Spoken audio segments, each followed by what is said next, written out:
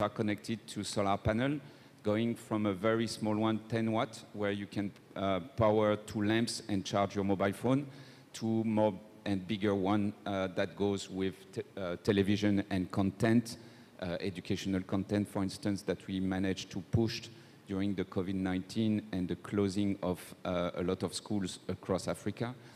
And also more, let's say, qualitative life in terms of cooling, for instance, fridges or fans and a lot of lamps.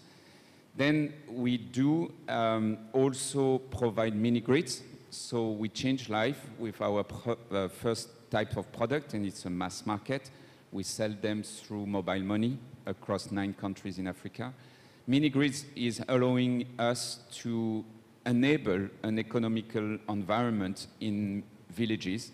So we focus on productive usages.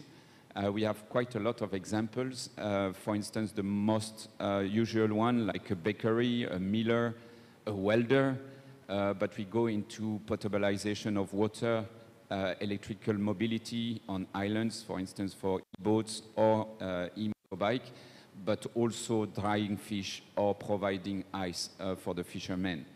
So by combining those two, we do believe that we contribute to reaching SDG 7 and to provide access to electricity to the left behind and to push back obscurity. Nice to meet you all. Thank you very much. Over to you, Mr. Masawi. Good afternoon. My name is Deogratias Masawi. I'm the General Manager for Rift Valley Energy. Rift Valley Energy is a renewable energy company that operates in Southern Highlands of Tanzania. We have been in the renewable energy space for over a decade now and operate in Tanzania using 2 technologies. One is hydro. We currently have 6.4 megawatts of hydro generation facility and 2.4 of wind. We have the very first wind farm in Tanzania, operating in Mufindi, Iringa. And we have a mini distribution network covering or connecting 6,000 customers fed from this renewable energy source. And we have 8.5 hydro sites we are currently developing, and we expect next 2 years to have that operation. And our current distribution network covers the rural customers, and the balance goes to the national grid in TANESCO.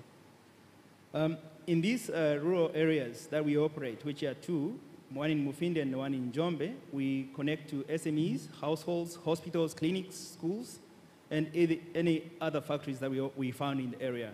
We are the first private licensed distributor in Tanzania. We're full licensed, and we generate grid quality of electricity. What next? Together with our new Berka Meridian, which is a global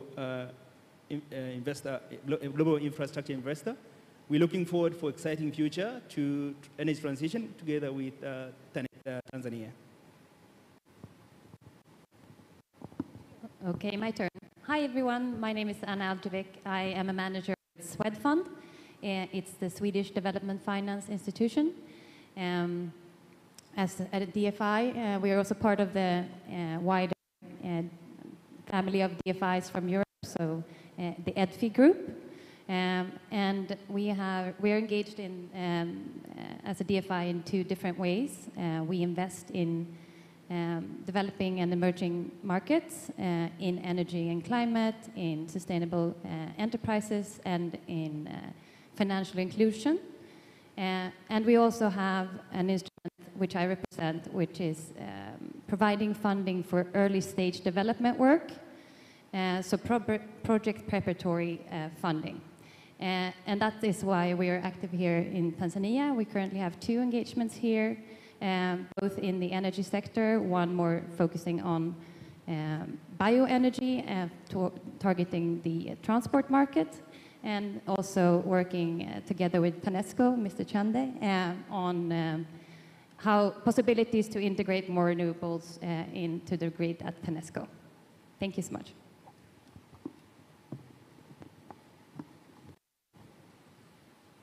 Hi, I'm Tomas Tribula. I just little stand-up, so maybe you will remember me.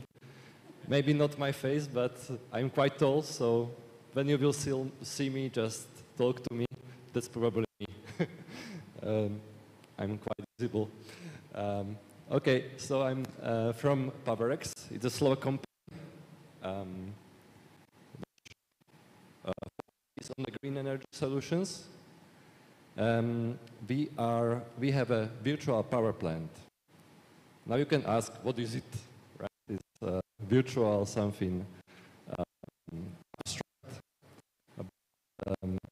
What we are doing, we are aggregating battery storages and other resources and other assets, and we are providing the AI platform which manage them. We manage them smartly for the customer. For example, when we are connected to solar plant, the customer has a solar plant, has a battery, has a factory, and we are predicting how much it will consume or will be output. We are predicting the power grid situation, optimize the management of all resources for the customer. So we would cut costs, we would provide the resiliency, and this effective way.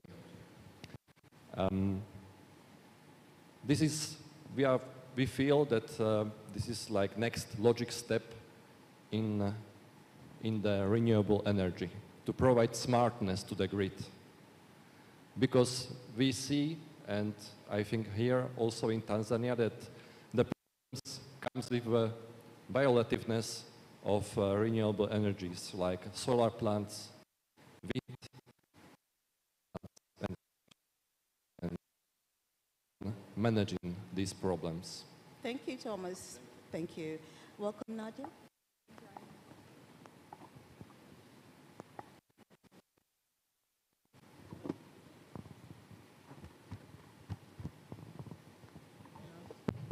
Now, yay!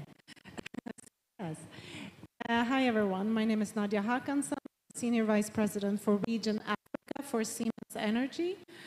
And as you may know, Siemens Energy is one of the only companies who has a very broad energy portfolio covering power generation, high voltage transmission solutions, oil and gas, and of course renewable energy solutions. So we very accurately mirror the current energy landscape globally. Responsibility with my team, the energy infrastructure development. As we all know, the poverty is limiting socioeconomic growth in Africa.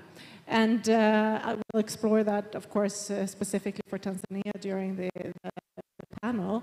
The importance of energy security, affordability, and stability of energy solutions is really essential to support Tanzania and all of Africa on their journey to be energy.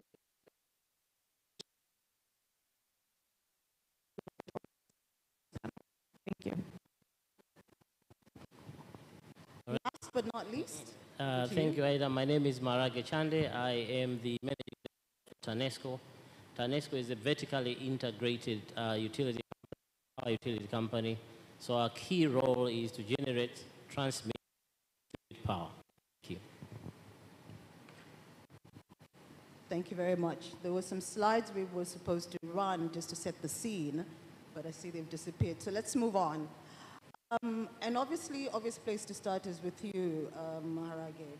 So there's been a lot of investment in the energy sector in Tanzania, and particularly from the public sector, with huge dam projects, etc. But also a lot of development in the renewable space from the private sector. Where do you see in your portfolio as the main, owner of the grid, how renewable energies will come online? And what do you see is probably the one or two biggest challenges, especially since we've already come out of a tender that didn't quite work out well? All right, thank you very much. Now, I just want to put some few key points to respond to the question. So number one, the first key message, it is true that, you know, Tanzania is a growing economy. The population is growing and the economy is growing. So no doubt that the market is growing. So anyone who wants to invest, first you check whether you've got the market. So we've got the market because 61 million people. We are the only country well connected with Eastern African people and Southern African people, with the total people. So no doubt the market is there. Number two is that Africa is a land of innovation, right? Africa is a land of innovation. I think you all agree with me. Immediately you land here, the story is we've never used credit card, but we use M-Pesa, right? We skip credit card, right? When you land here, the story is we have never used landlines. We use mobile phones. Well, we skip the landline. So it is evident that for business and governments in Africa to be successful, you need to be innovative. There's no doubt about it. You cannot come to Africa and operate with a plain vanilla solution to push the solution to Africa, because it's innovation, right? The third key message now is renewable. Now, Tanzania in the next, by 2025, we're expecting to be 5,000 megawatts, of which 75% of that will be renewable.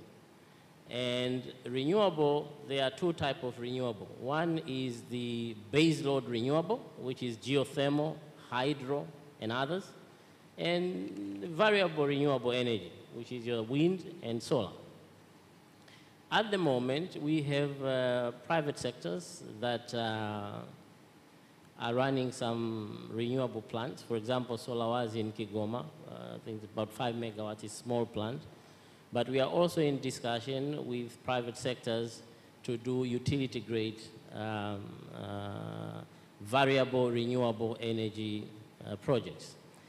The challenge, and this is where innovation is required, has been, so there's no problem with the willingness of the government or TANESCO to partner with the private sector, because we've been doing that for more than 20 years. We've got company here do gas to power for more than 20 years. There's no problem with willingness. There's no problem with readiness. I think the challenge, and this is where innovation has to come to play, is how to make the project bankable in the environment that we are, right? Now, we have of recent received some very good innovative solutions to solve the bankable issue. For instance, I think AFD have spoken in the morning. They're coming with things like third-party guarantees, right, which can provide payment guarantees to projects. That's fantastic. Then you can accelerate the projects going forward. So the challenge has been innovation, specifically in financing and funding, and I think we're inching closer and closer to ensure that that is resolved. Now, coming to the tender that you've talked about, so there are 4 ways in Tanzania that you can partner or generating power or to do on a transmission. One, we can build a project with our own fund, but you know that is not always easy because there's a constraint on resources. But number 2, you can do a PPP project, and a PPP you can do solicited or unsolicited investment. So if I need a capacity, and there is someone that has the right and good terms, I can engage on unsolicited proposal. But then number 3, we have an option of doing IPP, which you basically procure, and that is what we attempted tender. Now, if you recall in documents of those tender, it says no government guarantee, right? But then all the submission, all the participants, they say they want government guarantee, right? Now, you cannot proceed because you cannot award someone a tender while you said no guaranteed, and probably other people did not participate because knowing that there will be no government guarantee and they are left out, and all of a sudden you conclude with someone with a government guarantee. So that procurement process ended, and we have now started engaging with private sector on a bilateral basis to discuss on the terms, innovative terms, to make sure we push the project through. So that is what is on the table now, and I think we're going to get somewhere. We have the will. I think there'll be a way. Thank you very much. And that's very encouraging news, I think, for the sector. Now, over to you. We're hearing the ambitions for Tanzania. We definitely want to grow. We have to grow. Looking at our demands are sitting at per capita at just over 100 kilowatts per hour per year. And for sub-Saharan Africa, they're already up at, on average, at 500 plus, and obviously the world is different. And we're trying to push for industrialization and other processes to grow the economy. Based on your experience within Siemens and your broad experience, how do you think Tanzania can internally develop itself to meet this rising energy demand that is definitely coming, and where we're situated definitely across the region as well? Thank you. Thank you very much. Well, first and foremost, let's address the target. The target is clear, right? To ensure that everyone has access to electricity, right? That the fundamental human right, right? That means that people can be educated, that we have health care, that industry can actually flourish, and that investment can be attracted, because we know that the climate for investment or for industrialization of a country is not really solid unless you can be ensured that you have access to energy.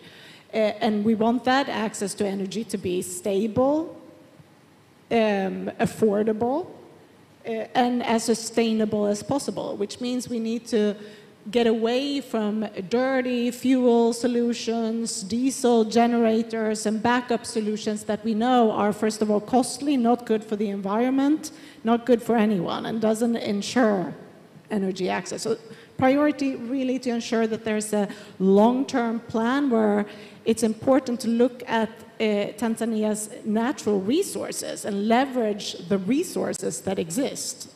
This is really important. And it's clear that the natural renewable resources are very abundant, right? So wind conditions, obviously solar conditions make Tanzania a great country for renewable power. But we should also not dismiss the fact that gas plays a very important role. Combined cycle power generation solutions, modern solutions that still provide a high energy efficiency, right?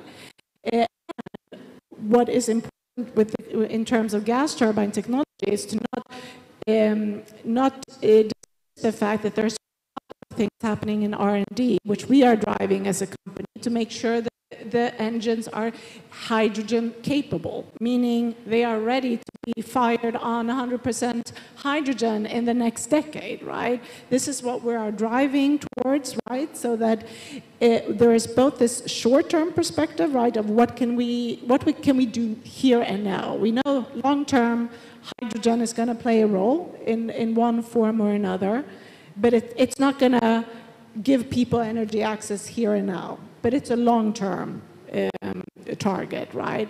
And here we need to make sure that there are energy solutions that work today that can also be repurposed for a future where hydrogen is the gas, right?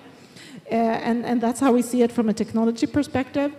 It's important also to recognize the importance of a stable, modern, resilient grid. So the grid is really, the transmission grid, distribution grid, the backbone of any development, right? And as you add more renewable power, you create, of course, other issues with we